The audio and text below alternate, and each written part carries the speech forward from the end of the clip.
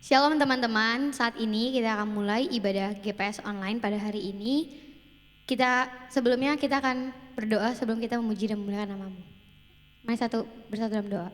Tuhan Yesus, terima kasih Tuhan karena pada malam hari ini kita bisa mengikuti ibadah GPS online ya Tuhan. Kiranya Kau berkati ibadah ini dari awal pertengahan hingga akhirnya. Hanya dalam nama-Mu kami bisa berdoa dan mengucap syukur. Amin. Mari kita memuji nama Tuhan, kita nyanyikan bersyukurlah kepada Tuhan.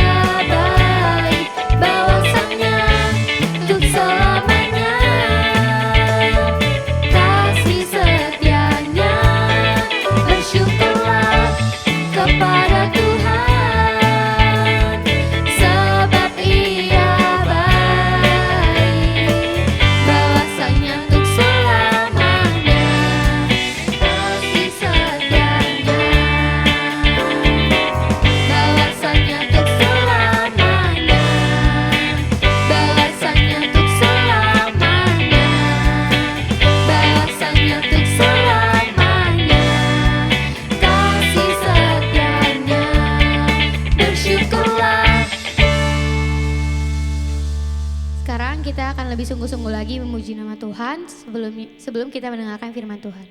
Mari kita nyanyikan Ku Bersyukur Bapa.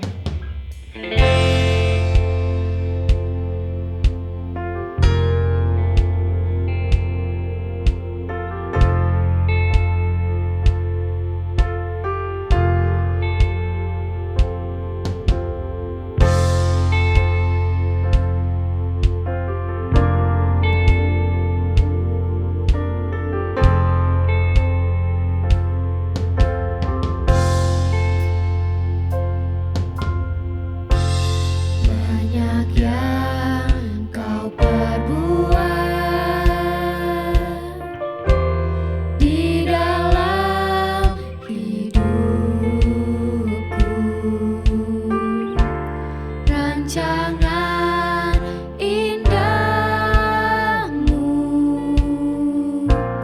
terjadi di hidupku.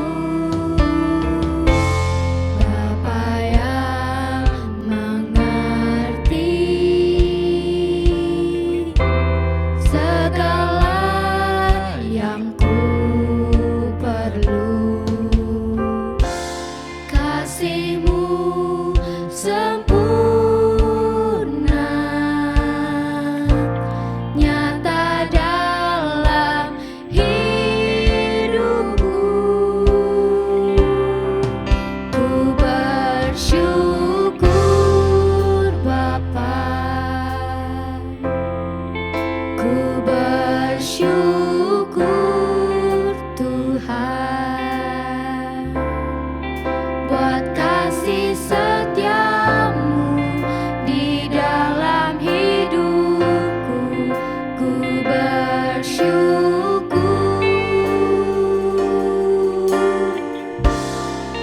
ku bersyukur Bapa,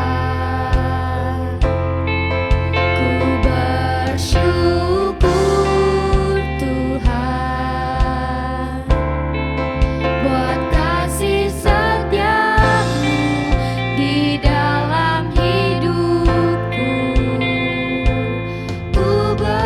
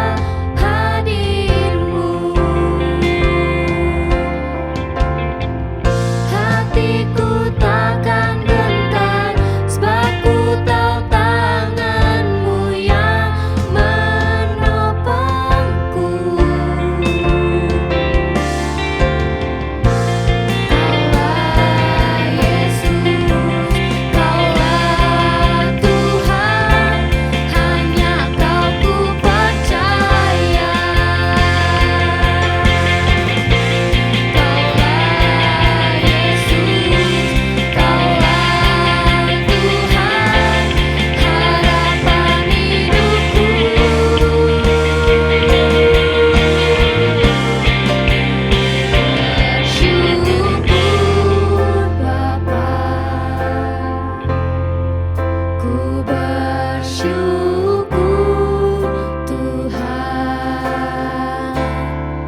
buat kasih setiamu di dalam hidupku. Bersyukur, ku bersyukur Bapa, ku bersyukur Tuhan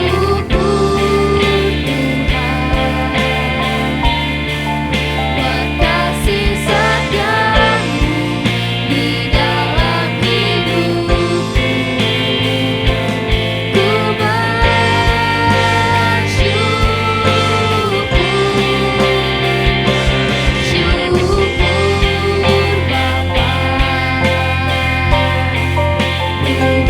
bersyukur Tuhan buat kasih setiamu di dalam hidupku. Bersyukur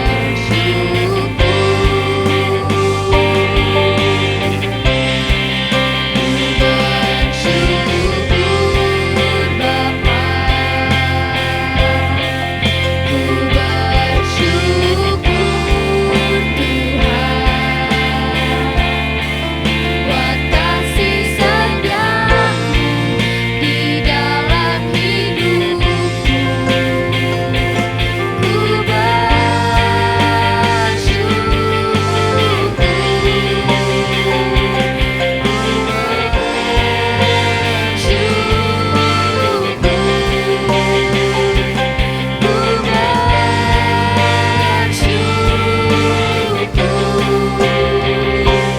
Ku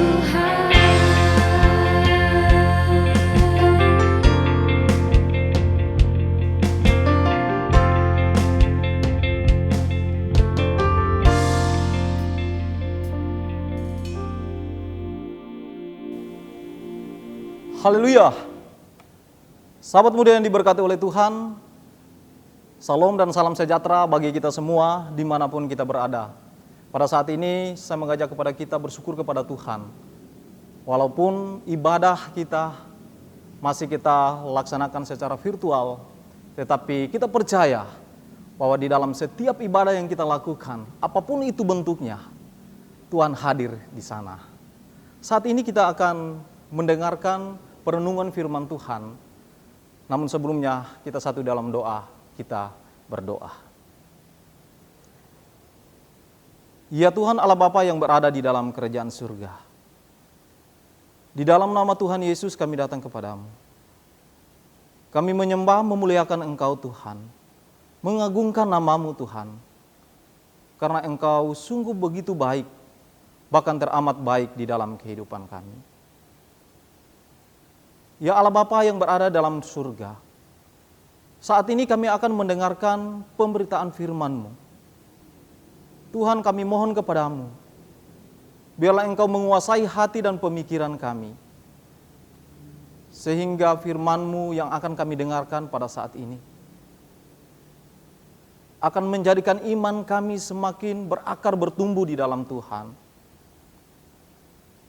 Hamba-Mu yang akan menyampaikan firman-Mu ini Tuhan. Tutup bungkus hamba-Mu dengan kuat kuasa-Mu. Biarlah setiap apa yang hamba-Mu sampaikan ini, semuanya diberkati oleh Tuhan dan akan menjadi kekuatan bagi setiap orang yang akan mendengarkannya. Ya Allah Bapa di surga, ini doa kami, ucapan syukur kami mau bawa hanya di dalam nama Tuhan Yesus. Amin. Sahabat muda yang diberkati oleh Tuhan, pada saat ini atau pada kesempatan ini kita akan belajar tentang doa. Tema yang diberikan kepada saya pada minggu ini tentang starting pray atau mulai berdoa. Doa bukan sesuatu yang asing di telinga kita. Doa bukan sesuatu yang tidak pernah kita dengar di telinga kita. Tetapi doa merupakan sesuatu hal yang tidak pernah lepas di dalam kehidupan kita. Apalagi kita sebagai orang-orang Kristen. Apalagi kita sebagai anak-anak muda Kristen. Karena mengapa? Karena doa ini merupakan kekuatan kita. Doa ini adalah nafas hidup kita. Sehingga saya sering mengatakan bahwa ketika ada orang Kristen yang tidak berdoa, maka kita perlu cek kerohaniannya. Ada penyakit kerohaniannya yang dia alami. Karena seorang Kristen yang tidak berdoa, itu rohaninya mati. Dan ada begitu banyak alasan-alasan. Banyak juga orang yang mengatakan bahwa, oh saya nggak bisa doa. Gitu. Padahal dia orang Kristen. Saudara yang diberkati oleh Tuhan, di dalam Roma 8 ayat 26 mengatakan bahwa sesungguhnya kita ini nggak tahu bagaimana caranya kita harus berdoa. Tetapi ada roh yang membantu kita untuk menyampaikan setiap keluh kesah kita yang tak terucapkan, yang tak terungkapkan itu kepada Allah Bapa di surga. Jadi yang saya mau katakan di sini, bahwa doa itu bukan soal perkataan kita. Doa itu bukan soal rangkaian kata-kata yang indah. Doa itu bukan soal rangkaian kata-kata yang puitis yang kita mau sampaikan kepada Tuhan. Bukan soal itu. Matius 6 ayat 6 mengatakan bahwa ketika engkau mau berdoa, masuklah ke dalam kamarmu, kunci pintu. Agar supaya Bapamu yang di surga itu melihat yang tersembunyi. Itu berarti, apa yang tersembunyi? Yang tersembunyi itu adalah hati kita. Berarti, doa bukan tentang perkataan yang puitis, yang indah untuk orang lain mendengarkan. Tetapi sesungguhnya doa itu berbicara tentang hati kita kepada Tuhan. Berbicara tentang bagaimana kita memiliki hati seorang hamba. Sehingga kita tahu bagaimana kita harus menyampaikan doa-doa kita kepada Tuhan. Sahabat muda yang diberkati oleh Tuhan, mari kita melihat ada satu doa yang sangat luar biasa. Doa yang Tuhan Yesus sendiri ajarkan kepada kita sekalian. Kita buka firman Tuhan di dalam Matius 6.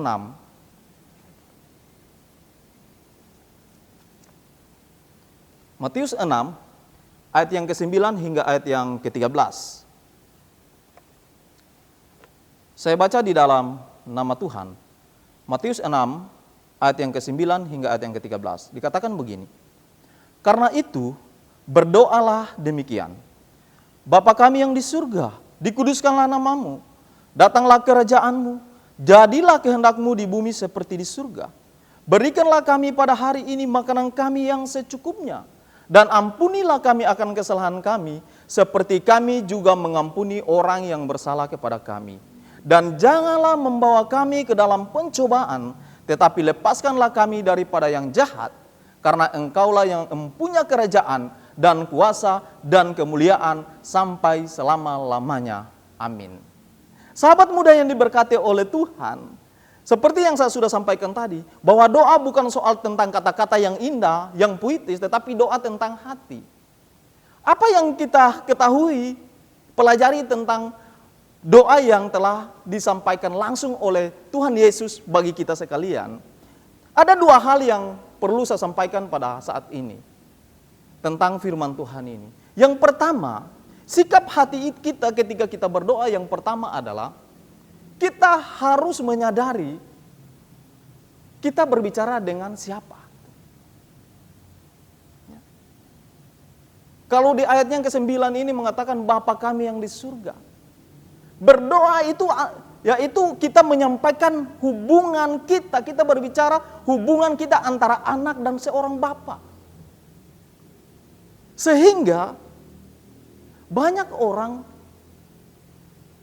yang mengatakan, oh saya takut untuk berdoa. Mengapa demikian? Oh karena saya banyak dosa. No saudaraku, tidak. Bahwa kita harus menyadari ketika kita mau menyampaikan doa kita kepada Tuhan, kita menyadari bahwa kita sedang berbicara kepada Bapa kita yang ada di surga. Bapa kita yang penuh dengan kasih. Bapa kita yang penuh dengan pengampunan, jadi tidak ada alasan bagi kita untuk tidak berbicara kepada Tuhan lewat doa itu sendiri. Karena kita memiliki Bapa di surga. Yang kedua adalah ketika kita menyampaikan doa kita ada sikap hati kita yang kedua. Yang kedua adalah kita harus menyadari bahwa kita ini adalah milik Tuhan. Kita ini adalah milik kepunyaannya. Kita telah ditebus dengan darah yang mahal. Kita telah dibayar 100%. Kita telah menjadi hamba Tuhan. Kita telah menjadi hambanya.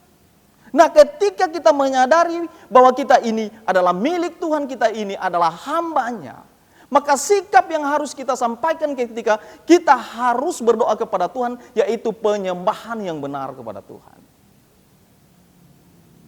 Apa itu penyembahan yang benar? Di dalam firman Tuhan katakan menyembah dengan roh dan kebenaran. Bagaimana kita harus mengetahui bahwa saya sudah benar, penyembahan saya sudah benar di dalam roh dan kebenaran? Kan Tuhan kan nggak langsung bilang sama kita, penyembahan lu nggak benar. Atau penyembahan kita nggak benar. Atau penyembahan kita benar.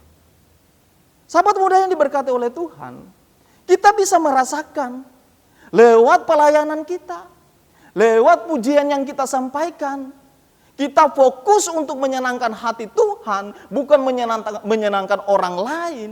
Kita tidak peduli apa kata orang tentang pelayanan kita, tentang penyembahan kita. Tetapi kita hanya fokus untuk menyembah, untuk memuliakan Tuhan. Makanya di dalam doa Bapa kami dikatakan, dikuduskanlah namamu. Tuhan mau agar supaya kita meletakkan setiap status sosial kita, kedudukan kita yang ada di dunia ini, kita datang merendahkan hati kita untuk sujud, untuk menyembah di dalam roh dan kebenaran. Yang kedua, ketika kita memiliki, kita merasa bahwa kita ini adalah milik Tuhan, kita ini adalah hamba Tuhan, bahwa kita tidak boleh menyampaikan, kita tidak boleh untuk memaksa Tuhan kehendak kita yang jadi.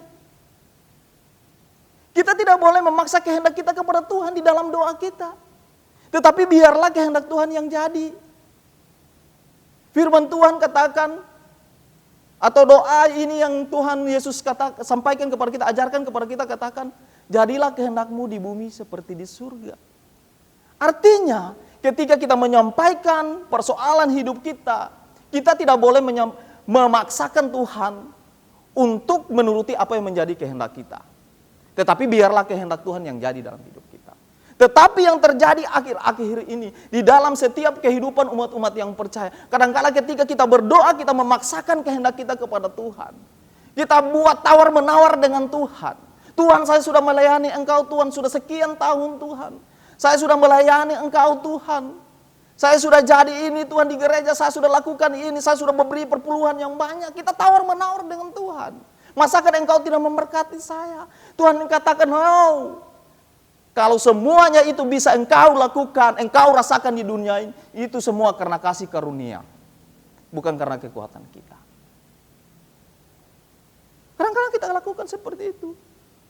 Kita ancam-ancam Tuhan, kita mulai ancam-ancam Tuhan di dalam doa kita. Tuhan, kalau tahun depan saya tidak dapat jodoh, saya berhenti melayani. Tahun depan saya tidak dapat pekerjaan, saya berhenti melayani. Tuhan katakan, siapa lu? Lu hanyalah debu tanah yang sesungguhnya hanya adalah sampah kalau engkau dapat melayani saya, karena saya yang telah mengambil engkau. Kita harus mengerti, ketika di dalam penyampaian doa kita kepada Tuhan, kita jangan pernah memaksakan apa yang menjadi kehendak kita, tetapi kita meminta agar supaya kehendak Tuhan yang jadi di dalam kehidupan kita. Sahabat muda yang diberkati oleh Tuhan, ketika dua hal ini sudah kita lakukan, baru kita sampaikan permohonan kita kepada Tuhan. Apa itu permohonan kita kepada Tuhan? Tetapi di dalam permohonan itu, kita pun harus menyadari kita memohon status kita sebagai hamba. Kita memohon berkat yang secukupnya, bukan yang berkelebihan, bukan yang berkelimpahan. Mengapa harus yang secukupnya, sahabat muda yang diberkati oleh Tuhan? Agar supaya kita tahu, besok kita harus datang lagi, bersyukur kepada Tuhan. Besok kita harus datang lagi, bersujud kepada Tuhan, meminta berkat yang sama. Meminta berkat yang Tuhan telah sediakan bagi kita. Kadangkala dalam hidup kita, ketika kita sudah mendapatkan berkat yang banyak, sahabat muda yang diberkati oleh Tuhan, kita sudah lupa dengan Tuhan, bukan? Ya kan? Kita ingat peristiwa Tuhan Yesus menyembuhkan 10 orang kusta, ya. 10 yang sembuh, ya. Tetapi yang kembali datang berterima kasih, bersyukur kepada Tuhan hanya 1. Sehingga di dalam doa Bapa kami ini kita diajarkan untuk meminta berkat yang secukupnya, agar supaya kita tahu besok saya harus lagi meminta kepada Tuhan berkat yang secukupnya. Kemudian apalah yang diajarkan di dalam doa Bapa kami ini? Tentang pengampunan. Ya. Mengapa kita harus meminta pengampunan kepada Tuhan? Oh, dosa kita kan sudah diampuni oleh Tuhan waktu Tuhan Yesus mati di kayu salib. Oke, yes, nggak salah. Doa kita memang sudah diampuni oleh Tuhan. Tetapi ingat, karakter kita setiap hari itu membutuhkan pengampunan daripada Tuhan. Saya rasa dan saya pikir dan kita semua setuju bahwa tidak ada satu orang pun di antara kita di dalam satu hari tidak melakukan kesalahan. Maka untuk itu kita butuh pengampunan. Dan ketika kita mengampuni, sesungguhnya ketika kita meminta pengampunan, sesungguhnya Tuhan sedang mengajar kita, sudahkah engkau mengampuni sesamamu? Setiap hari kita diingatkan, apakah kita sudah mengampuni? Kalau belum, kita harus mengampuni dulu baru kita minta pengampunan kepada Tuhan. Sahabat muda yang diberkati oleh Tuhan. Dan yang terakhir, kita harus mengakui bahwa apa yang ada di dunia ini, apa yang kita miliki sekarang ini, talenta, pelayanan, suara bagus, kegantengan kita, kecantikan kita, harta benda, semuanya itu adalah kepunyaan dari Tuhan. Makanya di dalam doa Bapa kami ini diajarkan oleh Tuhan Yesus, pada terakhirnya dikatakan bahwa engkaulah yang punya segala-galanya. Sahabat muda ini berkati oleh Tuhan. Jadi tidak ada alasan bagi kita untuk tidak mulai berdoa saat ini. Kalau kita melihat di luar sana, sahabat muda ini berkati oleh Tuhan, semenjak virus corona ini, dunia-dunia barat, saya nonton di video-video di YouTube, mereka keluar di jalan-jalan. Mereka mengangkat tangan, berdoa, menyembah kepada Tuhan. Tidak ada yang bisa kita lakukan sekarang, saat ini, selain kita hanya berdoa kepada Tuhan. Mulailah berdoa kepada Tuhan, karena doa itu merupakan kekuatan kita, doa itu merupakan nafas hidup kita. Tuhan Yesus memberkati kita mulai saat ini dan sampai selama-lamanya. Kita satu dalam doa, kita berdoa. Ya Tuhan Allah Bapa yang berada dalam surga, terima kasih Tuhan untuk kesempatan pada saat ini kami boleh mendengarkan sabda firman-Mu. Tuhan, firman-Mu telah menegur kami. Firman-Mu telah mengajarkan kepada kami bagaimana sikap hati kami ketika kami mau menyampaikan firman Tuhan, menyampaikan doa kami kepada-Mu Tuhan. Biarlah Allah Bapa di surga, apa yang telah kami dengarkan ini akan menjadi kekuatan bagi kami untuk kami menjalani kehidupan kami di hari-hari yang akan datang. Hamba berdoa bagi semua anak-anak muda yang tergabung di Korops 2 Jakarta ini. Tuhan memberkati kehidupan mereka. Tuhan memberkati pelayanan mereka. Tuhan memberkati pendidikan mereka. Tuhan memberkati usaha dan pekerjaan mereka. Tuhan memberkati keluarga mereka. Biarlah Bapa di surga, semuanya dipersembahkan hanya untuk kepujian bagi nama-Mu Tuhan. Kau berkati semua pengurus-pengurus yang ada. Tuhan melimpahkan berkat-Mu di dalam kehidupan mereka. Beri kuat dan sehat. Engkau memberkati usaha dan pekerjaan mereka. Dan biarlah pelayanan yang mereka lakukan Tuhan, semuanya hanya untuk kemuliaan bagi nama Tuhan. Sahabat muda yang diberkati oleh Tuhan, arahkanlah hatimu dan terimalah berkat Tuhan. Tuhan kekuatanku, Tuhan bukit batuku, kubu pertahananku dan penyelamatku. Allahku, gunung batuku, tempat aku berlindung, perisaku, tanduk keselamatanku, kota bentengku. Terpujilah Tuhan, seruku, maka aku pun selamat dari musuhku. Amin, amin. Biarlah apa yang telah kita dengarkan pada saat ini melalui pemberitaan firman Tuhan ini akan menjadi berkat bagi kita semua. Haleluya, amin.